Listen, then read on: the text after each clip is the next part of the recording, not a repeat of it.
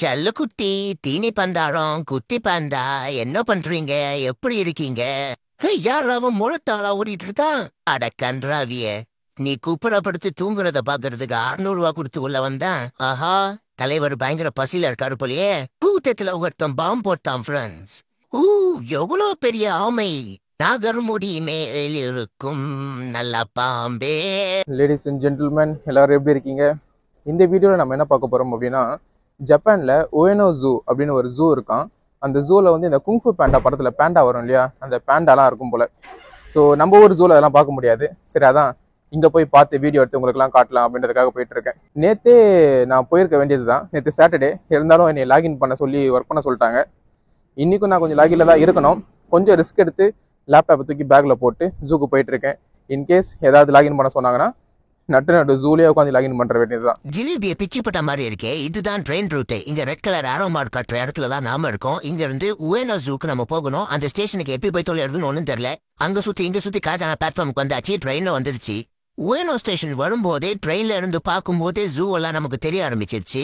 கருமோ ஸ்டேஷன்ல இருந்து வெளியே போறது எப்படின்னு வழி தெரியாம முடிச்சிட்டு இருந்ததுனால போன்ல இங்கிலீஷ்ல டைப் பண்ணி ஜாப்பனீஸ்ல டிரான்ஸ்லேட் ஆக்கி எல்லாருக்கிட்டே வழி கேட்டுட்டு இருந்தேன். வடிவேலு விண்டர் மாதிரி ஒன் சைட் பேக் மாட்டி ஸ்டைலா நடந்து போன இந்த பெரிய மனுஷன் தான் நம்மள ஸ்டேஷன்ல இருந்து ஜூக்கு கூட்டிட்டு போனாரு.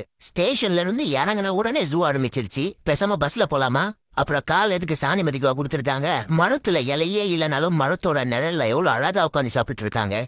அதோ தெரியுது பாத்தீங்களா, அதுதான் ஜூவோட என்ட்ரன்ஸ். அதுக்கு முன்னாடி வெஸ்டர்ன் ஆர்ட் மியூசியம்னு ஒண்ணு இருந்தது. வெளியே நிறைய சிலைகள் வர வச்சிருந்தாங்க. சரி, உள்ள போய் பார்க்கலாம் நினைக்கும் போது வெளியே இருக்கிற கூட்டத்தை பார்த்து பரவாயில்ல அப்பா, நான் உள்ள போய் மாறு சாணி போறதே பாத்துக்கிறேன், அங்க இருந்து கிளம்பிட்டேன். ஜூக்கு போற வழியில பக்கத்துல பேஸ்பால் ஆடிட்டு இருந்தாங்க. பார்த்தா ஒரு 6 இல்ல 4 இல்ல 1 இல்ல. சரி வாங்க, முதல்ல ஜூ உள்ள போக டிக்கெட் எடுப்போம். ஒரு டிக்கெட் 600 ரூபாய். டிக்கெட் எடுத்தாச்சு, போடு, இன்னைக்கு மஜா தான். எதுக்கும் மேப் ஒன்னு எடுத்துப்போம், எலவு எங்கேயாவது தொலைஞ்சு போயிட்டோம்னா தேவைப்படும். இந்த பேண்டா வந்து கொஞ்ச நேரம் தான், அப் டு 2:30 மணி வரைக்கும் நான் வந்து ஓப்பன்ல வச்சிருப்பாங்களாம். அப்புறம் அது வந்து பயங்கர கிரௌடடா இருக்குமா. அங்க போனா குறைஞ்சது ஒரு மணி நேரம் போது நான் வெயிட் பண்ணணும் அப்படின்னு சொல்லியிருக்காங்க. க்ளோஸ் பண்றதுக்குள்ள கடற்கடன் போயிட்டு நான் பேண்டாவை பார்த்துட்டேன். உங்களுக்கு நான் காட்டுறேன். இப்போதைக்கு இந்த பேண்டாவை பார்த்துக்கோங்க. அடடா, கக்கூச கூட கலைநயத்தோட கட்டியிருக்காங்களே. ஒரு வழியா மிருகங்க இருக்கிற இடத்துக்கு வந்துட்டோம். முதல்ல நாம பார்க்க போற மிருகம் கரடி. அட கன்றாவிய, நீ குப்புறப்படுத்தி தூங்குறத பாக்குறதுக்கு 600 ரூபா கொடுத்து உள்ள வந்தா இரு போறப்ப உன் ட்ரெயினர் கிட்ட மாட்டி விடுற. ஆமா, என்னது இது? ஓ, குரங்கா? என்ன வித்தியாசமா இருக்கு. Excuse me sir, 1 minute. நீங்க என்ன பிரீடு? ஹலோ சார், டேய் பைத்தியக்கார குரங்க. இவர்கிட்ட கேட்கலாமா? ஆனா சார் எதையோ பிஸியா ஆராய்ச்சி பண்ணிட்டு இருக்காரு. ஐயோ சார், நீங்களா? நீங்க தானே லைன் கிங்ல சிம்மாவை தூக்கி காட்டுற தாடி வச்ச குரங்க? யார் அவன் முழட்டாளா ஓடிட்டு இருக்கான்? அவரு பாக்ஸரு. சும்மா பேசிக்கிட்டு இருந்தேன். கியூட் ஃபெலோஸ் ரொம்ப தைரியமா பைசன் இருக்கிற இடத்துல நடமாடிட்டு இருந்ததுங்க. சுத்தி இத்தனை பேர் நம்மள போட்டோ எடுத்துட்டு இருக்கானுங்களே, இதுல ஒருத்தனாச்சும் ஏதாவது சாப்பிட வாங்கி போடுறானா பாரு. Do not feed animals. நானே காலையில இருந்து சாப்பிட காசு இல்லாம வெறும் வயித்தோட ஜூல சுத்திட்டு இருக்கேன். இதுல மிருகங்களுக்கு வேற நான் ஏன் வாங்கி போட போறேன்? ஆமா, ஜூக்கு நடுவுல எதுக்கு கோயிலு? பைசன் இருக்குனாங்க, அது ஒரு ஓரமா வருது தூங்கிட்டு இருக்கு. போலார் பியர்னாங்க, உள்ள வெறும் தண்ணி தான் இருக்கு, போலார் பியர் இல்ல. சரி, வெறும் கரடியாது இருந்தது. அதையாவது பாரலாம் பார்த்தா அது ஒரு ஓரமா சரக்கு அடிச்சுட்டு மப்புல படுத்துன்னு இருக்கு. கொய்யால வந்த பாவத்துக்கு இந்த புறா பேழ்றதை தான் பார்க்கணும் போல இருக்கு. நான் சொன்னா என்னை ஜூலே வச்சு லாகின் பண்ண வைப்பாங்கன்னு. பெஸ்டாகி வருங்க. ஒர்க்கும் முடிச்சாச்சு ஃப்ரெண்ட்ஸ். ஏதோ எனக்கு இங்க கார்த்தின்னு ஒரு அண்ணன் இருக்கவே லஜி டக்கு டக்கு டக்குன்னு முடிச்சாச்சு. இப்ப வாங்க மறுபடியும் ஜூக்குள்ள போலாம். வாங்க, அங்க 2 பேர் எட்டி பார்த்துட்டு இருக்காங்க. என்னது அது? என்னடா உள்ள ஒண்ணுமே காணோம். என்ன இவங்களையும் காணோம்? அட பாவீங்களா, கடலை போட்டுட்டு இருந்தீங்களா 2 பேரும்? இது என்னது? ஓ, யானை தந்தம். தூக்கின்னு போய் ஆலியசேசர் கிட்ட வித்துடலாமா? காலையில இருந்து சாப்பிடல, மண்டையெல்லாம் ஒரே கிருகிருன்னு வருது. யானைய பார்க்க போறதுக்கு முன்னாடி ஒரு பானையில சோறு கட்டின்னு போயிடலாமா? ஐயோ, மச்சக்கும் தின்றானுங்க. ஒருத்தனாவது சாப்பிடுங்கன்னு வாய் திறந்து கேட்கறானுங்களா பாரு. 1 மணி நேரமா அங்க சுத்தி இங்க சுத்தி கடைசியில பேண்டா இருக்கிற இடத்துக்கு வந்தாச்சு ஃப்ரெண்ட்ஸ். இன்னைக்கு அந்த பேண்டாவை உங்களுக்கு நான் காட்டாம விடுறதா இல்ல. ஐயோ, பேண்டாவை பாக்குறதுக்கு இவ்வளவு கூட்டமா? ஐயோ, உச்சி வெயில உச்ச வர வருதே, நவரவும் மாட்டுறானுங்க. அடி மேல் அடி வைத்தால் அம்மியும் நகரும்னு வாங்க. இவனுக்கு என்ன ஒரு இம்மி கூட நவர மாட்டுறானுங்க. கூட்டத்துல ஒருத்தன் பாம்பு போட்டான் ஃப்ரெண்ட்ஸ். நீ என்னத்தை தின்னுட்டு பாம்பு போட்டாலும் சரி, இன்னைக்கு அந்த பாண்டாவை நான் பார்க்காம போக மாட்டேன். அங்க பாத்தீங்களா தலைவரை மொச்சக்கு தின்னுட்டு இருக்காரு. நீங்க தின்னுங்க தலைவரே, நான் வரேன். இதுதான் தலைவர் தங்கி இருக்கிற கோட்டை. Watch out for bat droppings. புரியல? காக்கா நடுமண்டையிலே பெண்டு வைக்கும், பார்த்து நில்றான்றாங்க. இவன் தான் நம்ம தலைவர் பேண்டா வீட்டுக்கு தோட்டக்காரன் போல. பரவாயில்ல, தோட்டத்தை ரொம்பவே நீட்டா தான் மெயின்டைன் பண்ணி வச்சிருக்கான். ஓ, சமையல் காரணம் நீதானா? சாரிடா தம்பி, தப்பா நினைச்சிட்டேன். தலைவருக்கு ஊஞ்சல் வேற. கெஸ்ட் ஹவுஸ் போல. ஏ, தலைவரை பார்த்துட்டேன். தலைவா, உன்னை பாக்குறதுக்கு 2 மணி நேரமா கியூல நின்னு வந்திருக்கேன் தலைவா. கிளைமேக்ஸ்ல காலை மடக்கி கவட்டையை தூக்கி அந்த தாயில் உங்க ஒரு கிக்கு விடுவோ பாரு. சிலிர்த்து போய் சில்லறையெல்லாம் விட்டுருந்தேன் தலைவரே. உன்னைய போய் இந்த சின்ன வட்டத்துக்குள்ள அடைச்சி வச்சிருக்காங்களே தலைவா. ஆமா, நீ எதுக்கு கழுவாத மாதிரி நடந்துகிட்டு இருக்க? ஆனா ஒண்ணு, என்னைய மாதிரி சோம்பேறி திணி மூட்டைகளா நீதான் தலைவா இன்ஸ்பிரேஷனு. தின்றதுக்காகவே வாழ்வது எப்படி அப்படின்னு நீ ஒரு சுயசரிதத்தை எழுதணும். சரி தலைவா, நீ இப்படியே பைத்தியக்காரனாட்டம் தெரிஞ்சிட்டு நான் போய் உன்னுடைய குட்டியை பார்த்துட்டு வரேன். செல்ல குட்டி, தீனி பந்தாரம், குட்டி பந்தா, என்ன பண்றீங்க? எப்படி இருக்கீங்க? அப்படியே உங்க அப்பன மாதிரியே தின்னுகிட்டே இருக்கியடா. இது என்ன ஒரு புது உயிரினோ? இதுதான் ரெட் பாண்டா. இதை வச்சு ஒரு படமும் வந்திருக்கு. ஏன்டா ஜூன்னு சொல்ற? இந்த மாதிரி சின்ன சின்ன மிருகங்களை காட்டுற, பெரிய மிருகங்களே கிடையாதானே நீங்க கேட்கறது எனக்கு தெளிவா கேக்குது. அதனாலதான் இப்ப நம்ம ஆப்பிரிக்கால இருக்கிற பெரிய மிருகத்தை போய் பார்க்க போறோம். இப்ப நம்ம முதல்ல பார்க்க போறது ஹிப்போபொட்டாமஸ், அதாவது இங்கிலீஷ்ல நீர் யானை. அஹ், என்னடா நீர் யானைன்னு நீர்ல நீந்த வார்த்தை காட்டுறீங்க? ஸ்கேம் பண்றீங்களா? ஓ, இங்க இருக்கா? இரு, உன்னைய பார்க்க நான் இந்தியால இருந்து வந்திருக்கேன். எனக்கு கொடுக்குற மரியாதை இதானா? அடுத்து நாம பார்க்க போற நீர் யானை 2000 கிலோவா. அப்படி என்னத்தை தான் தின்னோம் பாரு. லஞ்ச் பீரியட் முடிஞ்சு ஹிஸ்டரி கிளாஸ்ல வந்து உட்கார்ந்த மாதிரி தூங்குறத. இதுக்கா நான் டிக்கெட் எடுத்துட்டு வந்தேன்? நம்ம ஆளுதான் ஒளிஞ்சிருக்கிற லட்சணம் அப்படி. அடைச்சி வெளியே வா. என்ன பொண்ணு பார்க்கவா வராங்க? அடி மேல அடி வச்சு வெக்கப்பட்டுட்டே வர. வந்ததும் சோறு. அங்க பின்னாடி ஒளிஞ்சுக்கிட்டோம், நீ அதை தானே பண்ணிட்டு இருந்த.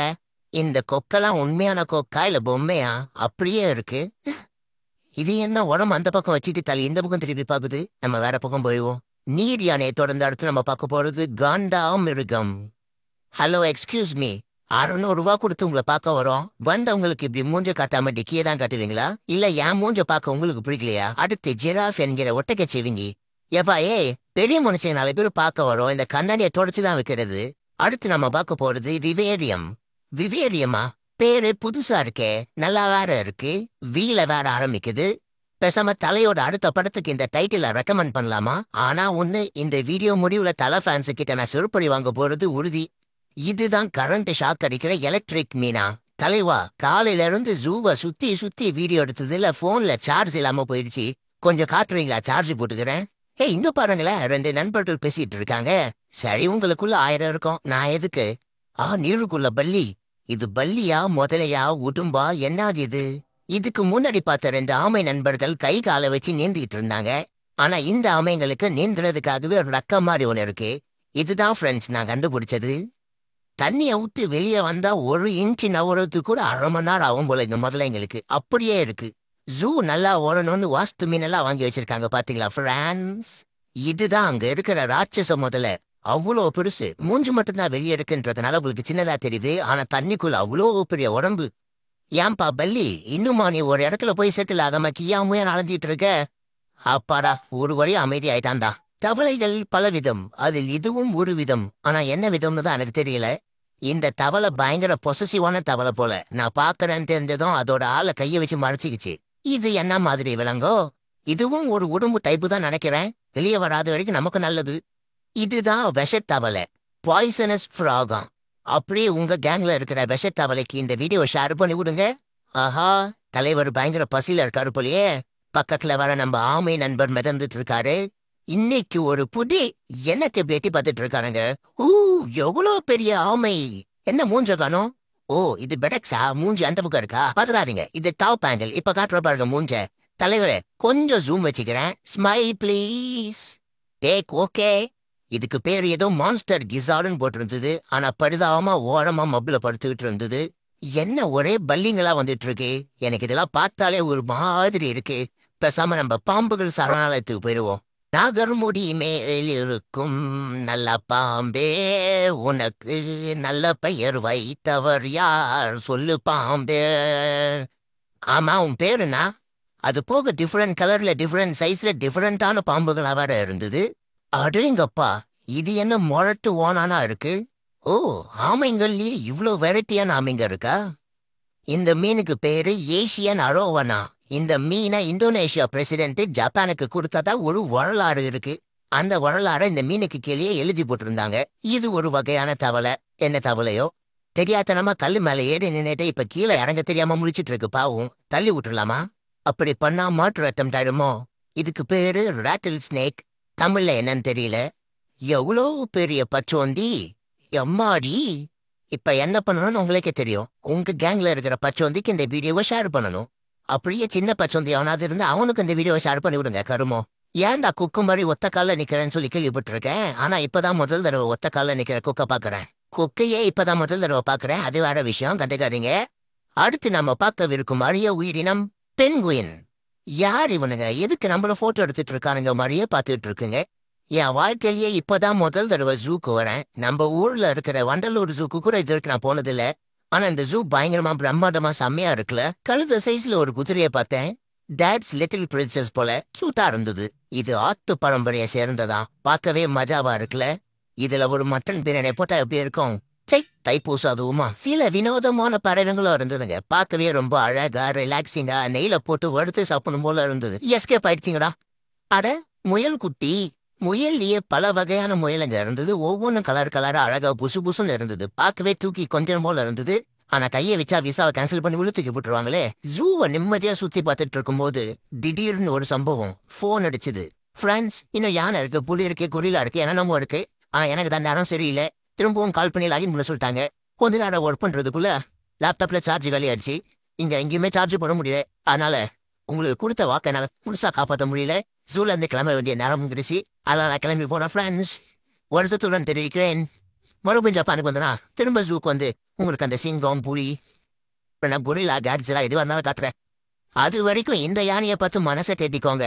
என்னதான் ஜூவை என்னால முழுசா சுத்தி பார்க்க முடியலனாலும் பார்த்த வரைக்கும் ரொம்பவே சூப்பரா இருந்தது. எனக்கு இங்க பார்த்த மிருகங்களை விட இந்த ஒட்டுமொத்த ஜூவே முதல்ல பார்க்க ரொம்ப அழகா இருந்தது. கண்டிப்பா வந்து பாருங்க உவேனோ ஜூ.